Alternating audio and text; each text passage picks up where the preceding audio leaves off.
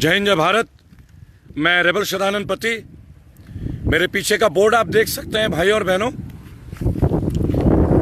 बता देना चाहूँगा कि दौरे में हूँ, बिहार आया था, पश्चिम बंगाल में हूँ और बताना चाहूँगा आपको कि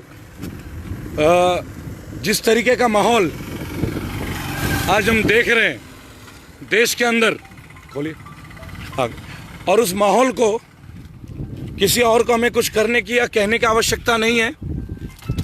आजकल काफ़ी ओर से प्रेशर जो है वो हो रहा है, बारिश हो रही है निरंतर, और एक प्रकरण है जिसके ऊपर मैं बहुत पीड़ित हूँ, बहुत दुखी हूँ।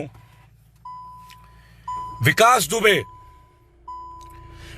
दुबे के ऊपर आज कुछ पंक्तियां कहना बहुत अनिवार्य हो जाता है, और वो इसलिए हो जाता है, एक दरिंदे की मृत्यु के लिए मुझे दुख नहीं है, एक कातिल की मृत्यु के लिए मुझे दुख नहीं है। मुझे दुख है इस तरीके से, मुझे दुख है इतना समय क्यों लगा, इतना समय क्यों लगा इस राक्षस को, इस कातिल को हमें ढेर करने में। भाइयों और बहनों, 8 पुलिस वाले शहीद हुए थे, शहीद। बहुत सारी जानकारी आई, मीडिया में आई, लोगों ने कहा AK-47 के द्वारा मारा गया। कुछ लोगों ने यह भी कहा कि वो तो उन्हें जलाने का भी प्रयास कर रहे थे, उनके डेड बॉडीज को। भाइयों और बहनों, हमारे देश के वीर पुलिस, कर्तव्यनिष्ठ पुलिस, इस तरह से उनकी हत्या होगी, क्या यह प्रजातंत्र है? क्या मैं माननीय योगी जी से एक प्रश्न पूछ सकता हूं इस मंच के माध्यम से कि बोला जाता है कि उत्तर प्रदेश में तो अपराधियों पे प्रशासन का खौफ है, आखिर वो खौफ कहां है? कहां है वो खौफ? क्योंकि देश में तो आज आम जनता के दिल में खौफ है।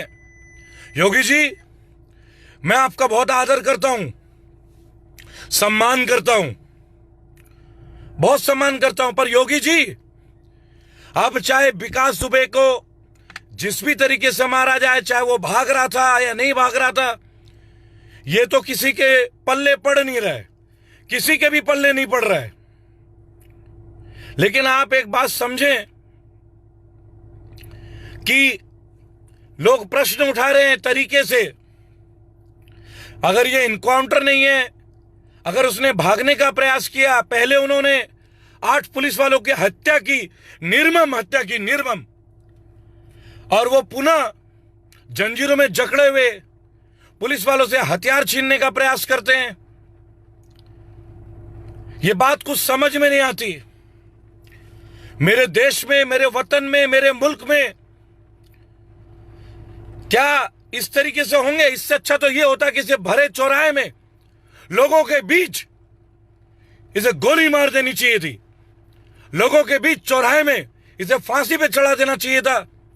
जो पुलिस वाले सुबह से शाम अपने जीवन हमें देते हैं, 24 घंटे हमारे लिए देते हैं, अपने परिवार की खुशियों को नहीं देख पाते, ऐसे वीरों की जब हत्या होती है और फिर जिस तरीके से विकास दुबे जैसे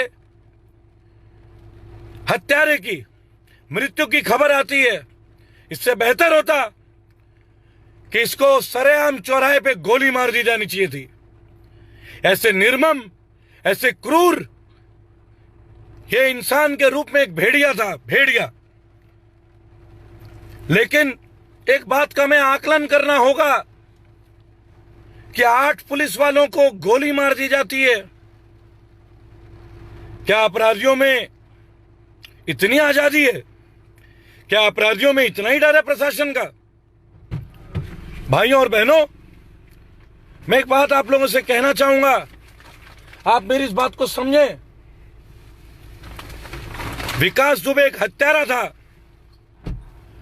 उसे कोई कोर्ट ट्रायल की जरूरत नहीं थी, लेकिन इतना विलंब, इतनी देर, उन माताओं बहनों के बारे में आप सोचें, आप सोचें उनके बारे में, उन बच्चों को सोचें जिन्होंने अपने पिता को खो दिया, उन भाइयों को सोचे जिन्होंने अपने भाई खो दिए।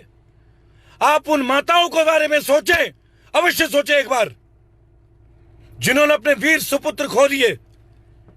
क्या यूपी में अब अपराधियों का बोलबाला इसी तरीके से होगा? हम जानते हैं बहुत अच्छे से विकास दुबे पहले भी कितनी बार अरेस्ट हुए हैं। इनके पीछे जो इनके राजनीतिक मित्र हैं, उनका भी आना जरूरी है, जरूरी है। आकलन करना चाहिए सरकार को और केंद्र की सरकार को। आपने बोला था हम अपराधीकरण रोकेंगे। इतने दिनों से आपकी सरकार है केंद्र में और राज्य में, अपराधियों में कोई खौफ ही नहीं लगता है पुलिस के अगेंस्ट में। कभी पुलिस की निर्मम हत्या कर दी जाती है, कभी पुलिस की गाड़ी में उनसे हथियार छीनने का प्रयास किया जाता है। आखिर ये क्या हो रहा है मेरे देश में? और हम जैसे बागी, हम जैसे देशभक्त जब अपने देश के लिए आवाज उठाते हैं तो पुलिस प्रशासन को हमारे पीछे लगा दिया जाता है। भाइयों और बहनों, मैं मंगलवार से लगातार दौरे में हूं। मैं बिहार आया, माननीय तेज प्रताप जी से मैंने मुलाकात की, आरजेडी के वरिष्ठ नेताओं से मुलाकात की, नेता प्रतिपक्ष से मुलाकात की, मैंने विपक्ष के नेताओं से मुलाकात की। उन सब की जानकारी आप मेरे फेसबुक पेज में और यूट्यूब में शीघ्र दे सकते हैं, मैं अपलोड कर रहा हूं। हाँ, मैं एक बात आपको बताना चाहूंगा मेरे बिहार के वीर साथियों, अभी मैं झारखंड में हूं, कल मैं बंगाल में भी था। मैं अपनी लोकेशन बार बार इसलिए नहीं शेयर कर पा रहा था, क्यों? क्योंकि बहुत सारा प्रशासनिक दबाव मेरे ऊपर भी है। आज की सरकार सच्चाई को सामने आने से रोक रही है। केंद्र की सरकार की विफलताएं अगर कोई गिनाने लगता है, मुझ जैसा बागी अगर गिनाने लगता है, तो हमें एंटी सोशल बोल दिया जाता है, कांग्रेसी चमचा बोल दिया जाता है। मैं इन बातों की परवाह नहीं करता। भाइयों और बहनों, आप लोगों ने मुझे जो आशीर्वाद दिया है, जो मेरा मनोबल बढ़ाया है, अब ये घटने वाला नहीं है। रेबेल अब रुकने वाला नहीं है। मैंने कोरोना के दौर में इन विषम परिस्थितियों में भी अपना सफर जारी रखा। आप मुझे देख सकते हैं। झारखंड के लोगों से मैं मिल रहा हूं, बंगाल की स्थितियों से मैं जूझ रहा हूं। काफी सारी चीजें जो मैं सबको आप लोगों के बीच लाने की कोशिश कर रहा हूं।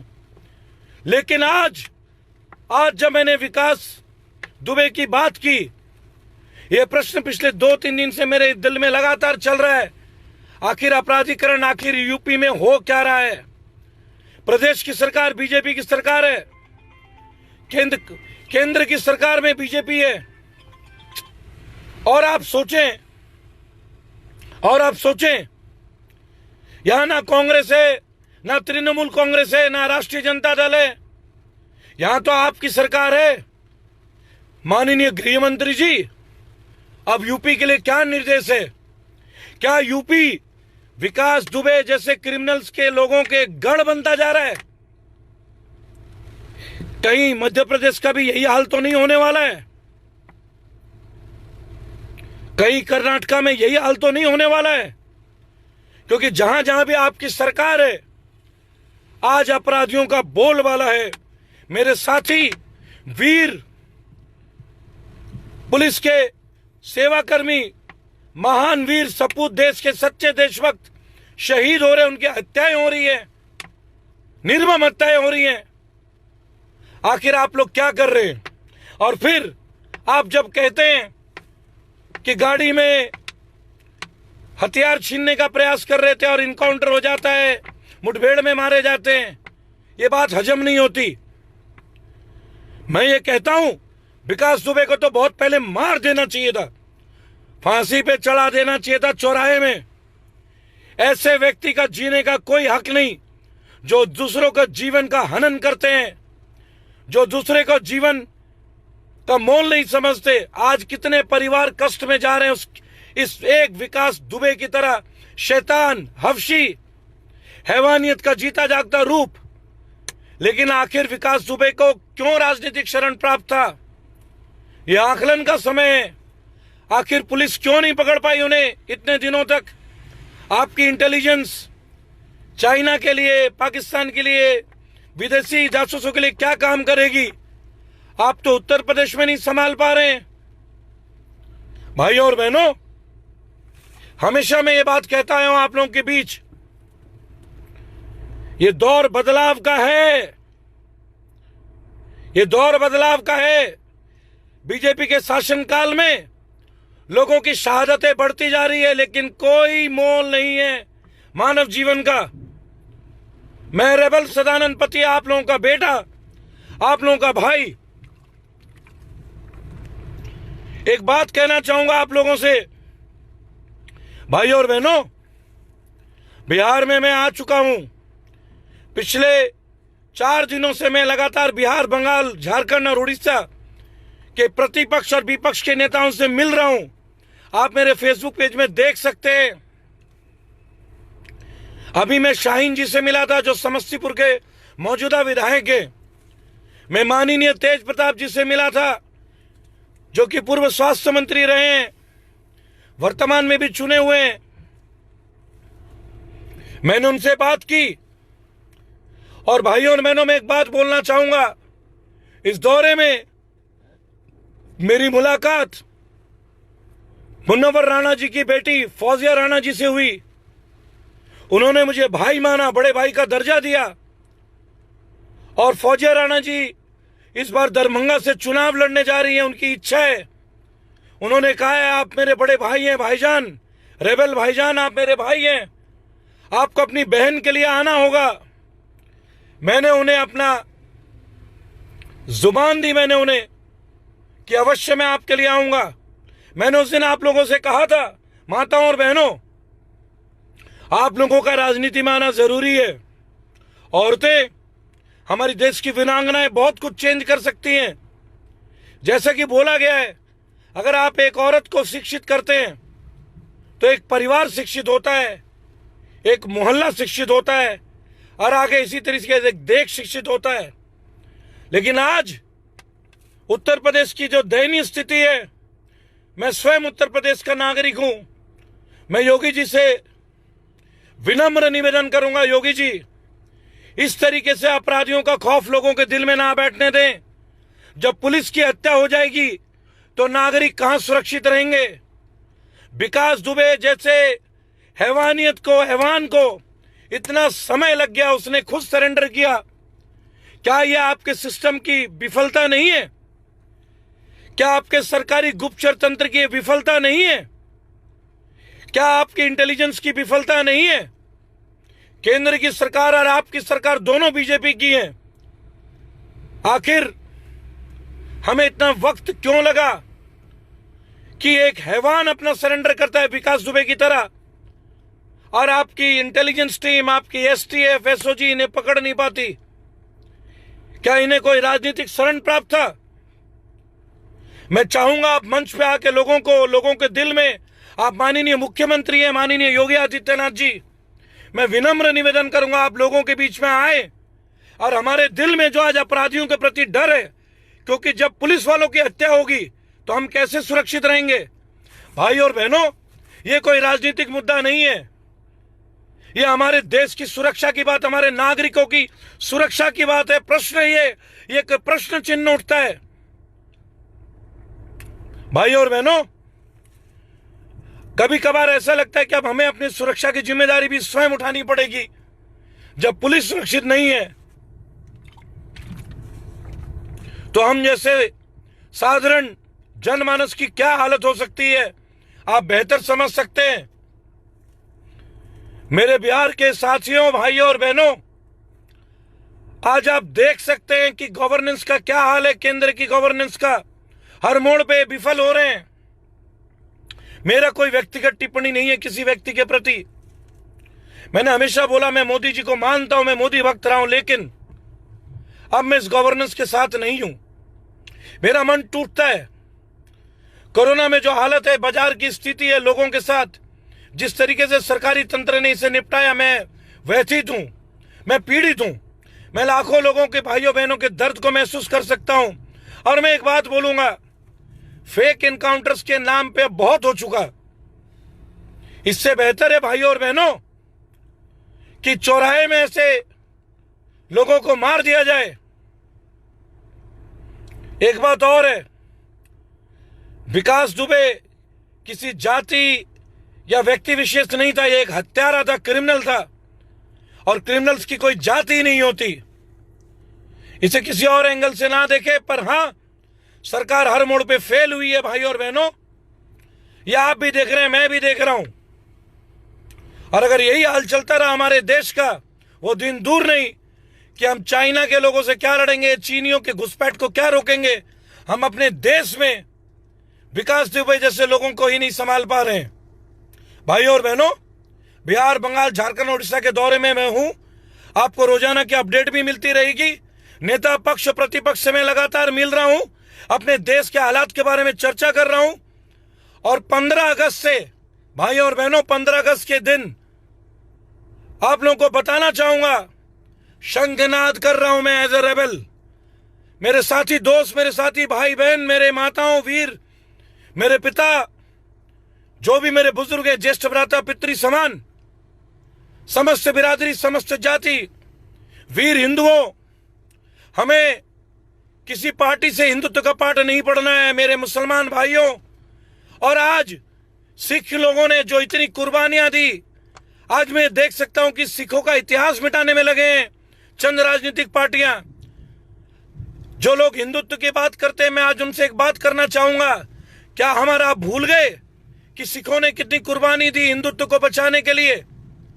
ये दौर है हमें अपने भाइयों को साथ लेने की। मेरे वीर सिखों साथियों और भाइयों और बहनों, मैं गुरु गोविंद सिंह को मानता हूं, गुरु अर्जुन देव को मानता हूं, गुरु नानक जी को मानता हूं। इन लोगों ने कुर्बानियां दी, कुर्बानियां। क्या आजादी की लड़ाई में मुसलमानों के योगदान को हम भूल सकते हैं? क्या शिक्षा और सेवा के तौर पर हम क्रिश्चियनों को भूल सकते हैं? मैं खुद एक क्रिश्चियन स्कूल से पढ़ा हूं, सेंट मैरीज से। आपने देखा होगा, मैंने कल ही अपने फेसबुक पेज में लाइव किया था मेरे स्कूल के बारे में। उन लोगों ने मुझे अपने स्कूल में बुलाया, फादर्स और मेरे पुराने टीचर्स, मेरे फॉर्मर टीचर्स, मुझे सानिध्य प्राप्त हुआ, मुझे मौका मिला कि मैं सेंट मैरीज जा पाया टाटा नगर में। मैं बिहार होते हुए, बंगाल होते हुए झारखंड आया। भाइयों और बहनों, एक हो जाइए, ये मुल्क खतरे में है। अब ना लड़िए हिंदू, मुसलमान, क्रिश्चियन और सिख के नाम पे। रेबल सदानंद पति अपनी फाउंडेशन के साथ 15 अगस्त से आगाज कर रहा है पूरे भारत में।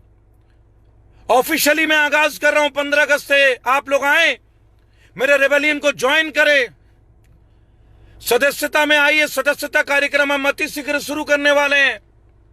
आप आए, संगठन को मजबूत करें, अपना योगदान दें, अपना आशीर्वाद दें। मुझे आप लोगों की जरूरत है, आपके बेटे को आप लोगों की जरूरत है। एक बेटा आज आह्वान करता है अपने भाई से, अपने पिता से, अपनी माता से, अपनी बहनों से, आप आए, अपने भाई के साथ, बेटे के साथ आए। हम देश को हमें बचाना है, हमें ये मुल्क बचाना है। मैं इस देश को ऐसे नहीं छोड़ सकता। देखिए, मैंने अपना घर छोड़ दिया, मैं अपने बच्चों को छोड़कर आज गली गली हर राज्य में आ रहा हूं। अगर आज आप आए तो आपके बेटे का हौसला है, किला फतेह है, ये मुल्क सुरक्षित हो जाएंगे। और विकास दुबे जैसे हैवान से मुक्ति दिलाने के लिए हमें बैड गवर्नेंस को दूर करना है। मेरे वीर जाटों, मेरे गुज्जर साथियों, मेरे वीर जाटा भाइयों और बहनों, मेरे त्यागियों, मेरे ब्राह्मण मित्रों, मेरे वीर जिन्होंने हमेशा शहादत दी, सिख, मेरे पंजाबी कौम, शेरादा कौम पंजाबी, यही सुनते आया हूं मैं। मैंने सुना है कभी भी कि पंजाबी में आपने कभी भिखारी नहीं देखा होगा, कोई सरदार कभी आपने भीख मांगते हुए नहीं देखा होगा। दुनिया में सब बंद हो जाए पर लंगर नहीं बंद होते। और आधी रात को जब कभी दंगा होता है, जब कोई दिक्कत होती है, जब फ्लड आते हैं, बाढ़ आते हैं, तो मस्जिदों के दरवाजे खुल जाते हैं। इंशाअल्लाह हम वहां भी मौजूद होंगे। मैं बेशक ब्राह्मण हूं, पर पहले मैं एक भारतीय हूं और मुझे गर्व है अपनी भारतीयता पे। मैं आप लोगों से आह्वान करता हूं, 15 अगस्त आजादी के दिन, इस महान पर्व पे मैं रेबल सदानंद पति फाउंडेशन को आपको समर्पित करता हूं आप लोगों को। आइए, मैं आह्वान करता हूं, मेरे साथ आइए। इस युद्ध में मेरा साथ दीजिए, मुझे आगे बढ़ाइए, मुझे अपना आशीर्वाद दीजिए, मुझे अपने विचार दीजिए, मुझे मार्गदर्शन दीजिए। आप लोगों की आवाज बन के उठाऊं। इस देश को बताना चाहता हूं, राजनीतिक पार्टियों को बताना चाहता हूं कि हमारे बीच हिंदू, मुसलमान, सिख, ईसाई, हमारे महान दलित बाबा साहब भीमराव अंबेडकर साहब, वीर मराठा, वीर गुज्जर, वीर जाट, महान क्षत्रिय राजपूत कौम, मैं आप लोगों से आह्वान करता हूं, आप मेरे बीच आए, बचाएं। मेरे साथी आरजू खान साहब, जो कि पटना के चेयरमैन रहे हैं, मदर टेरेसा फाउंडेशन के Parvez ji, Deepak Saraswat ji, Raghav Sahay ji, Ravinder Singh ji, chairman industrial wing Mother Teresa fund, आप लोगों से मैं गुजारिश करूंगा, सभी कौमों को एक करें। आप लोग आए, आप लोगों की जरूरत है।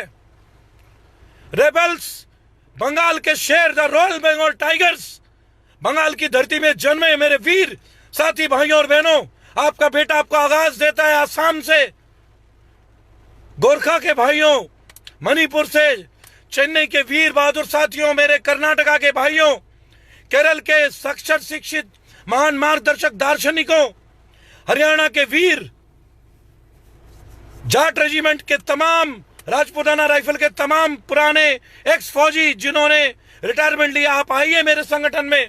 पुलिस के retired DIG, IG, IFS, retired जजेस, में आप लोगों के मार्गदर्शन का इंतजार कर रहा हूं।